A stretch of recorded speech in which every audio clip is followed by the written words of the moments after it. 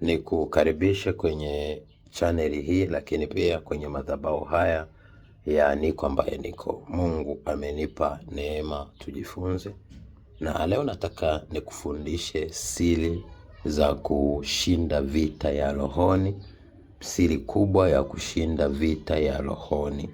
Kumbuka, ili uweze kushinda na utembee kwa nguvu rohoni, kuna mambo ya msingi ya kuzingatia, lakini nataka kwanza tusome neno hili alafu tuweze kuona Mungu anasema nini kama tunahitaji kufika mbali, kufanya mambo makubwa, lakini pia kuwa watu wenye matokeo katika masuala ya Mungu. Maana tunapompokea Yesu Kristo, ina maana tunahitaji tutembee katika baraka za Mungu. Na tunapotembea katika baraka za Mungu, ina maana tunamshinda adui.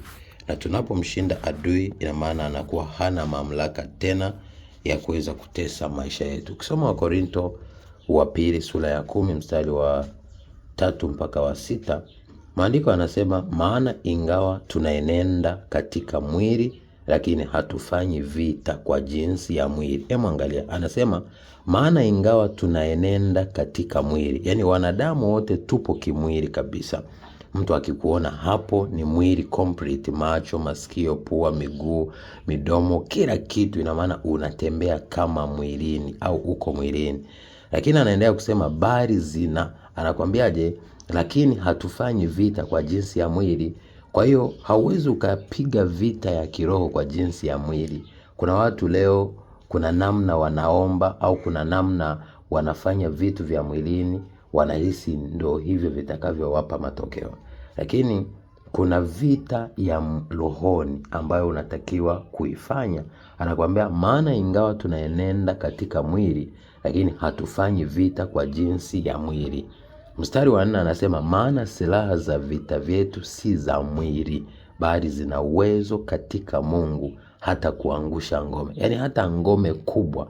Ina maana silaha hizo za Mungu ambazo ziko rohoni zinaweza kuangusha hata kitu kikubwa hadi mwilini ukakiona kabisa. Ina maana nikiwa na maana gani? Yani kila ambacho kinatembea rohoni, ambacho kinaleta madhara kwenye maisha yako, kinaweza kuangushwa rohoni alafu mwilini ukaona matokeo. Lakini ukisema upigane mwilini, rohoni huwezi ukapata matokeo. Lakini ukipigana rohoni, mwilini na rohoni utapata matokeo. Kwa hiyo anakuambia maana silaha za vita vyetu si za mwili, bali zina uwezo katika Mungu hata kuangusha ngome. Mstari wa 5 anasema tukiangusha. Sasa hayo ni silaha gani anataka uwe nazo?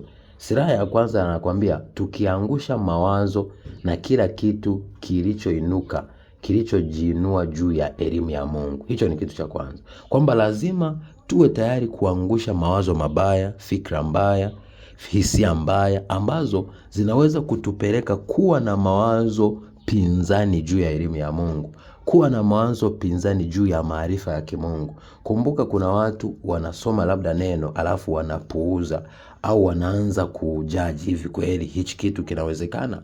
Kwa hiyo hizo elimu zipo. Muda mwingine kuna ushauri utapata kwa ndugu, jamaa, marafiki, wengi watamdhalau Kristo, watamwona si kitu, elimu yake si kitu, wataanza kuwadhalau waliookoka. Kwa hiyo kupitia hizo elimu unaweza kujikuta na wewe mwenyewe unaanza kumdhalau Mungu, unaanza kudhalau nguvu zake, unaanza kudhalau elimu yake, unaanza kudhalau maarifa yake, unaanza kuwa na mawazo mabaya ambayo ni ya kidunia nje ya elimu ya Mungu. Kwa hiyo silaha ya kwanza ya ushindi, lazima uangushe mawazo yote na kila kitu kijinuacho, kilichojiinua kinyume na elimu ya Mungu. Alafu cha pili au silaha ya pili, lazima uteke nyara fikra zako hizi zipate kumtii Kristo. Yani ukishaondoa mawazo yote yaliyo kinyume na elimu ya Mungu, cha pili uteke sasa nyara fikra zako, mawazo yako, hisia zako, akili yako imtii Kristo. Maana Kristo ni yote katika yote. Yani Kristo, yeye, katika yeye, ina maana tunapata neema. Katika yeye tuna ukombozi. Katika yeye ndo njia na uzima. Katika yeye ndo tunampokea Roho Mtakatifu. Katika yeye ndo tunamjua Baba. Kwa hiyo bila Bwana Yesu Kristo hatuna msamaha wa dhambi, hatuna wokovu, si wana wa Mungu, si watoto wa Mungu, hatuwezi tukasamehewa dhambi, hatuwezi tukamjua Baba, maana alisema tutamjua Baba kwa njia yake, maana yeye ndo njia, kweli na uzima, ukisoma Yohana sura ya 14 mstari wa 6. Lakini pia hatungempokea Roho Mtakatifu bila yeye kutukuzwa na kwenda mbinguni. Baada ya kwenda, ina maana kupitia jina lake au kupitia neno lake, Baba akatupa roho yake ili atusaidie hapa duniani. Kwa hiyo Yesu Kristo unaona ni center. Ina maana yupo katikati kama gari au kama barabara. Ina maana ni barabara ya kutoka duniani kwenda mbinguni.